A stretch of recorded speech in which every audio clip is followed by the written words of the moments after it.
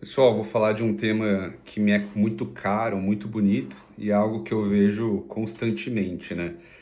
Na prática, como a gente acaba atendendo muitas vezes famílias, né? Então, agregados familiares, muitas vezes a gente diagnostica uma pessoa maior de idade, um cônjuge ou uma criança, e até pela questão genética, né? A gente acaba vendo, por exemplo, um paciente com autismo, é muito comum que o pai, que a mãe tenha também autismo ou TDAH ou alguma outra neurodivergência ou condição psiquiátrica, dada a herdabilidade tão alta, né? Nesse sentido, eu queria falar para vocês que o diagnóstico tardio, não só como o diagnóstico precoce, que tem a sua importância, que deve ser feito justamente para poder potencializar as intervenções em momentos tão críticos do desenvolvimento de um sujeito,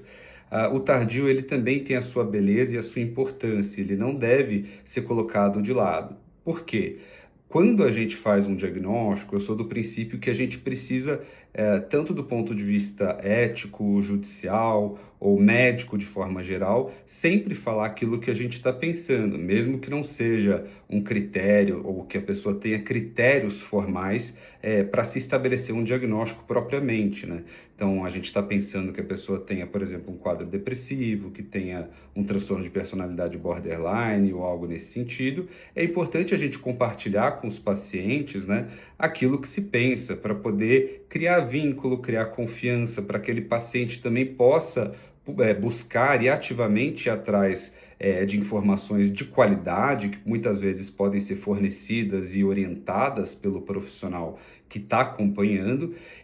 para poder questionar, falar, olha, talvez eu não me enxergue nesse ponto, talvez eu não me enxergue assim, assado, e construir uma aliança terapêutica que, a partir de adesão, de bom vínculo e confiança, vai se traduzir numa melhora clínica longitudinal muito melhor. Falando especificamente do ponto de vista do diagnóstico tardio, que é aquele diagnóstico que é feito na idade adulta de um transtorno de neurodesenvolvimento, por exemplo, né? Então, paciente que foi diagnosticado como autista ou como TDAH numa idade adulta. Por que que é importante? Porque muitas vezes esses pacientes eles carregam estigmas sabotagens de uma vida inteira, né? Eles se sentem subestimados, têm preconceitos, se sentem ineficientes. Muitas vezes são pessoas que reprovaram na escola, na faculdade, que não conseguiram concluir tanto o acesso quanto a finalização do ensino superior. É o famoso começa vários cursos, vários projetos e não conclui nada. E através desse diagnóstico você consegue nomear e explicar os mecanismos que muitas vezes não fazem parte ou não têm culpa daquela pessoa que interferiram tanto na vida amorosa, numa vida social, numa vida acadêmica e que não só interferiram, mas, ou seja, tem nome para aquele motivo, para aquela situação específica, mas que também tem tratamento, ou seja, nunca é tarde para isso, né? A pessoa que tem um diagnóstico ali, por exemplo, com 20, com 30 anos, ela também vai se beneficiar de intervenções que podem melhorar a qualidade das relações interpessoais, relações afetivas, do trabalho, a aceitação a feedbacks, planejamento, ou seja, também vai melhorar aspectos de um TDAH, por exemplo, que tem dificuldade de organização, que é mais impulsivo, que é uma pessoa que esquece muito de prazos, se esquece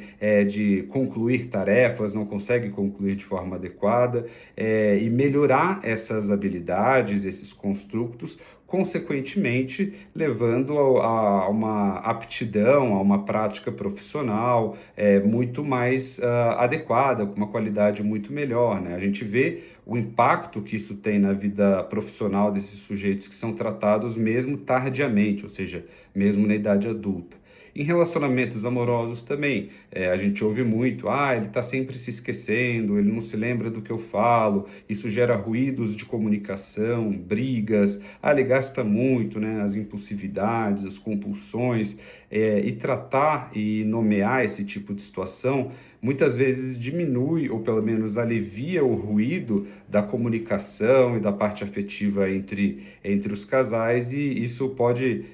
certamente levar a uma relação pelo menos mais pacífica, né? Com esposa,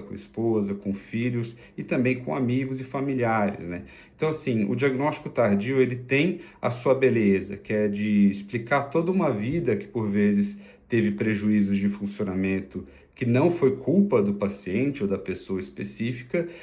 e também nortear, ou seja, dar guias, soluções, propostas terapêuticas para melhorar a qualidade de vida daquela pessoa, ou seja, transtorno do neurodesenvolvimento, tratamento, diagnóstico, tudo bem, ele pode e ele possivelmente deve ser feito cada vez mais precoce, mas é muito melhor fazer tardiamente do que não fazer, tá bom? Essa é a mensagem do diagnóstico tardio e a importância que a gente tem sobre ele. Um abraço.